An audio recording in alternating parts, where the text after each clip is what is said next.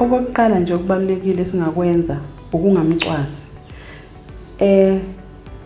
Lokho kuyasiza kakhulu engqondweni noma ngabe isiphi nje isifo. Uma kuthiwa unaso, uthole umndeni noma ekhaya abantu abaseduze nawe abazokusupporta, bakusupporte ekudleni amaphilisi, bakusupporte nangokomphefumulo, ungazizwa uwedwa, ungazizwa uhlukile, ngoba ayiphathi abantu abahluphekile iphatha noma ubani.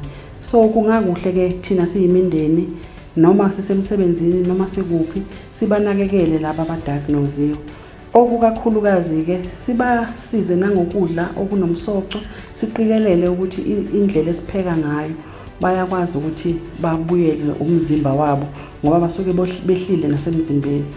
Into esibasiza kakhulu ke ukudla okunama-protein. Ama-protein ke ilezi zinto ezitholakala obisini, ubhontshisi nakofishi ke, mhlambe ke nenyama mawuzithola unayo ngalelo langa. Kodwa nje ukudla okunomsoco iyona into ebalekile kuzona zonke nje izifo, kakhulukazi ke lapha ku-TB. Masifuna ulapheke, usheshe usimame, ukwazi ukuthi umlekelele lo muntu ogulayo ekhaya.